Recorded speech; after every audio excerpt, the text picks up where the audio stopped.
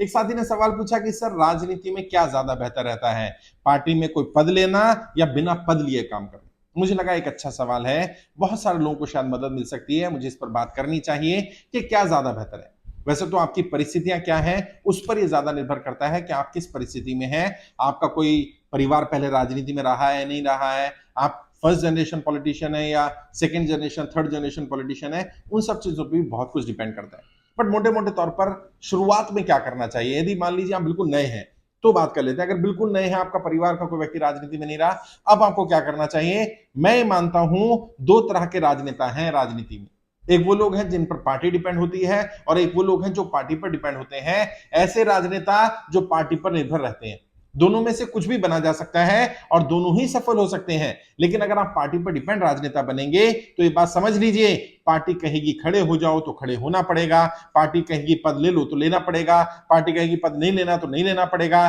Party कहे बैठ जाओ तो बैठना पड़ेगा, पार्टी के चुनाव लड़ लो तो लड़ना पड़ेगा, पार्टी के नहीं लड़ना है तो नहीं लड़ना पड़ेगा। फिर आपको पार्टी के लॉयल रहना पड़ेगा और सदा के लिए लॉयल बन जाइए पार्टी के, पार्टी पर डिपेंड नेता रहिए। पार्टी आपकी लॉयल्टी के आधार पर आपको समय समय पर पद प्रतिष्ठा नाम मान सम्मान सब देती रहेगी। लेकिन अगर आप बनना चाहते हैं वो राजनेता जो अपने बलबूते राजनेता बनते हैं, जिनका अपना जनाधार होता है, जो अपनी एक पहचान अपनी एक छवि के लेकर के चलते हैं और उसके आधार पर राजनीति करते हैं, इसमें लाभ ये होता है कि आप पार्टी से बार्गेन कर सकते हैं, आप पार्टी से अपने लिए मांग सकते हैं, आपके कार्यकर्ता आपके लिए मांग कर सकते हैं। और आपको अगर पार्टी कोई चीज ना दे तो पार्टी को डर रहता है कि कहीं व्यक्ति हरा ना दे। इतनी ताकत आपके अंदर होती है कि आप जिता पाए ना जिता पाए, कम से कम हराने की ताकत आप अपने अंदर रखते होते हैं। तो अगर आपको लग रहा है कि आप पार्टी पर डिपेंड नेता बनना चाहते हैं तो मैं आपको रिकमेंड करूंगा शुरुआत में ही पद ले लें और पद पर वफादार बनकर के काम करें, और जो पद पार्टी दे दे वो पद ले लें और जब पार्टी पद दे तब ले लें। लेकिन अगर आप अपना जनाधार बनाना चाहते हैं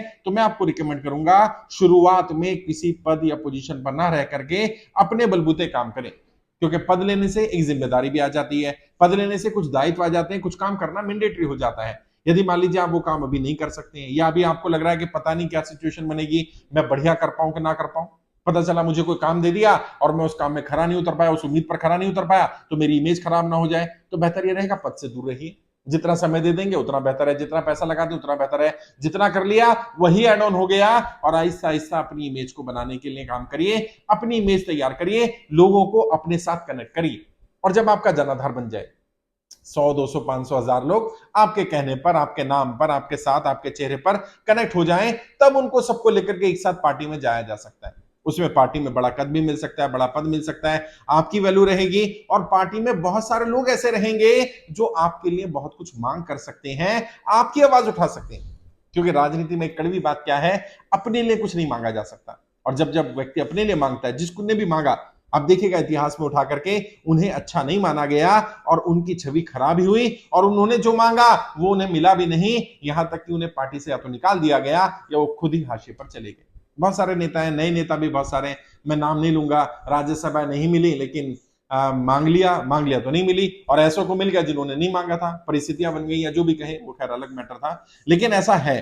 तो बेहतर यह रहेगा कि राजनीति में पद ना ले और बिना पद लिए काम करते रहे, अपना चेहरा बनाते रहे, और जब आपका चेहरा तैयार हो जाए, लोग आपके साथ कनेक्ट हो जाए, तब आप पार्टी ज्वाइन कर सकते हैं। दूसरी चीज, अगर मान लीजिए आपके ऑलरेडी पॉलिटिकल फैमिली रही है तो बेहतर यह रहता है कि आपके सेकंड जनरेशन को जब लॉन्च कर रहे हैं तो जितना जल्दी हो सके शुरुआत में ही पद दिलवा दिया जाए। अमूमन जनरली जिस पार्टी में फैमिली रहती है राजनीति में या कर रही होती है, उसी पार्टी में व्यक्ति अगली पीढ़ी जाती है, क्योंकि उसी को कैश करना होता है, उन्हीं वोटर्स को सपोर्ट बनाना होता है, उन्हीं का सपोर्ट चाहिए होता है। तो जितना जल्दी हो सके पद दिलवा दें अपने बच्चे को, या पद ले लें आप और पद लेकर के काम करना शुरू करें, जिम्मेदारी निभाएं। चुनाव जो भी हो उस चुनाव में या तो पार्टिसिपेट करें या तो खुद चुनाव लड़ें, या आपके लोग चुनाव लड़ रहे हो आप उनको जिताने में मदद करें। और आहिस्ता आहिस्ता आहिस्ता आहिस्ता आपकी एक अलग छवि बने, आपके जो पेरेंट्स या जो फैमिली या राजनीति में रही है उससे इतर होकर के कुछ एडवांस की, कुछ नई रणनीतियों की, कुछ नई चीजें आपको पता है, यानी आप उनसे एडवांस हैं, उनसे बेहतर वर्जन है, और लोग आहिस्ता आहिस्ता आपको भी एक लीडर के रूप में स्वीकार कर लेंगे।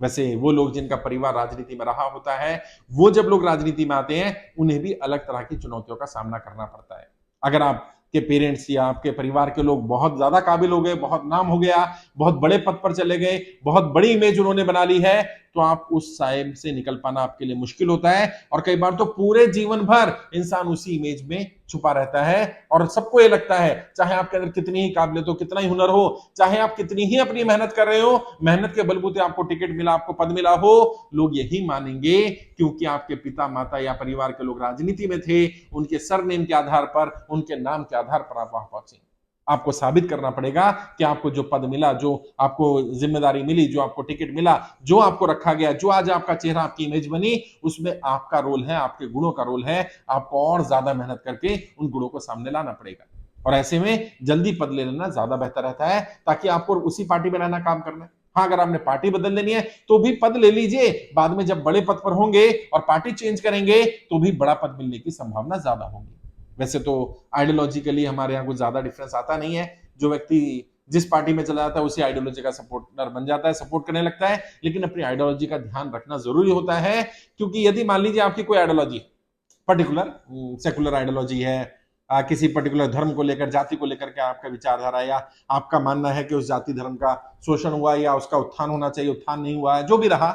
अगर आप उस आधार पर राजनीति करना चाहते हैं तो अपनी विचारधारा को क्लियर करके ही पार्टी या संगठन को ज्वाइन करें, क्योंकि पार्टी या संगठन ज्वाइन करना बहुत बड़ा डिसीजन है। जैसे विवाह करना जीवन का सबसे बड़ा डिसीजन होता है, अगर गलत व्यक्ति जीवन साथी मिल गया तो पूरे जीवन भर आपका जीवन तबाह हो सकता है, बर्बाद हो सकता है, दोनों का ही बर्बाद हो सकता है, दोनों परिवार भी बर्बाद हो जाते हैं यदि गलत जीवन साथी किसी एक को भी मिल गया तो। एक भी गलत हो गया तो भी दोनों परिवार बर्बाद हो सकते हैं, दोनों व्यक्ति तो बर्बाद हो ही जाते हैं। ऐसी पार्टी या संगठन है, विचारधारा आपका, उसके साथ सिंक्रोनाइजेशन, आपका उन मुद्दों पर सहमति, जिन मुद्दों पर वो पार्टी या संगठन काम कर रहा है, ये बहुत ज्यादा जरूरी है। वरना अगर आपने पार्टी ज्वाइन कर भी ली तो आप घुट घुट कर जिएंगे वहां पार्टी में। मैं ऐसे बहुत सारे नेताओं को जानता हूं, बड़े पद पर पहुंच गए वो लोग, सांसद विधायक की लालच था, या लगा के मैं सांसद विधायक बन सकता हूं वहां पर जिस पार्टी में, उसमें शायद उतना मौका नहीं मिलेगा, मिल भी गया, लेकिन ऑफ रिकॉर्ड वो यही बोलते हैं कि मन नहीं है। सांसद बन गए, भले ही मंत्री बन गए, पद मिल गया, लेकिन मन में कई बार टीस रहती है कि जो मैं काम कर रहा हूं और जो मैं कर सकता हूं उसमें बड़ा गैप है, मैं इस सब के लिए नहीं बना, या मेरी आइडियोलॉजी बिल्कुल अलग है, पार्टी की आइडियोलॉजी अलग है। और कई बार तो इतना डिफरेंस आ जाता है वो खुलकर दिखने लगता है, पार्टी अलग चल रही होती है, वो व्यक्ति अलग चल रहा होता है, और उस समय पर जब उसने पार्टी ज्वाइन की होती है तो पूरा समर्थन दे दिया होता है। कई बार तो कई लोगों ने अपनी पूरी पार्टी खत्म करके पार्टी का ही मर्जर दूसरी पार्टी में कर दिया, और अब एहसास हुआ कि ये तो गलती हो गई, लेकिन अब पछताए क्या हो, जब चिड़िया चुग गई खेत, जब सब कुछ निकल गया तो पछताने से क्या फायदा। बट ऐसा होता है, इसलिए पहले ही ध्यान रखना है। फिर भी पार्टी ज्वाइन करने से पहले बेहतर होगा एक बार बात कर लेना, क्योंकि पार्टी ज्वाइन करना, कब ज्वाइन करना, क्या परिस्थितियां, बहुत सारी परिस्थितियां, ये तो मैंने कुछ एग्जांपल दिए, इसके अलावा बहुत सारी ऐसी परिस्थितियां होती हैं जिन परिस्थितियों में पार्टी ज्वाइन करना ज्यादा बेहतर रहता है, और बहुत सारी परिस्थितियां ऐसी होती हैं जिनमें पार्टी से बाहर रह करके बिना पद लिए काम करना ज्यादा बेहतर रहता है। तो वो परिस्थितियां आपकी कैसे, उस पर भी डिपेंड करेगा, आपकी विचारधारा पर डिपेंड करेगा, आपके सोच पर, आपके विजन पर डिपेंड करेगा, आप कहां जाने वाले हैं, क्या करने वाले हैं, और उससे तय होगा कि आप किस स्तर की पार्टी में जाएं। पता चला विजन तो कुछ और था, पार्टी का स्तर कुछ और था, और वो ना यहाँ के रहे ना वहां के रहे, तो कई बार समय और पैसे की बर्बादी भी हो जाती है। सही सोच समझ के डिसीजन ले, अपने लेवल पर ले, फिर भी जरूरत पड़े तो मुझसे बात करिएगा। वीडियो के डिस्क्रिप्शन जाइए, मेरे फोन नंबर मिल जाएंगे, 2 4 5 मिनट बात करो, डायरेक्ट बात करिए, मैं गाइड कर दूंगा। जरूरत पड़ेगी, मुझे लगेगा कि आपकी काउंसलिंग की जरूरत है, मैं आपको काउंसलिंग के लिए बुला लूंगा। आइए, 45 मिनट का समय मिलेगा जिसमें पूरा रोड मैप बनाएंगे, कैसे आगे बढ़ना है, क्या चुनौतियां आएंगी, उनका सामना कैसे करना है, पहले 6 महीने में क्या दिक्कतें आएंगी, अगले 6 महीने में क्या आएंगे, 1 साल में क्या होगा, 2 साल में क्या होगा, 5 साल में क्या होगा, अगले 10 साल में राजनीति कैसे करनी है, इस सब के बारे में एक रोड मैप बना लो। जब लाखों रुपए, करोड़ों रुपए खर्च करोगे यार राजनीति में, तो 10 20 50 हजार रुपए अपने सीखने पर खर्च कर लो, अपने गुणों को निखारने पर खर्च कर लो, अपने गुणों को जानने पर खर्च कर लो। आओ काउंसलिंग में, आपको कुछ ना कुछ मदद ही मिलेगी। अगर मैं पैसा लेता हूं तो अगर व्यक्ति को कुछ एड ऑन नहीं मिलेगा, कुछ बेनिफिट नहीं मिलेगा, तो दोबारा नहीं देगा ना, गालियां देगा। और लोग आते हैं, पूरे पूरे साल काउंसलिंग लेते हैं, हर चुनाव के समय काउंसलिंग के लिए आते हैं, लगातार उनका मैं रोड मैप बना रहा हूं क्योंकि उनको मदद मिल रही है। 45 मिनट का टाइम मिलेगा आपको, आप डिस्क्रिप्शन में जाइए, फोन नंबर मिल जाएंगे, वहां बात करिए, मेरी टीम आपको समय दे देगी, 1 to 1 बैठेंगे आप और मैं, बस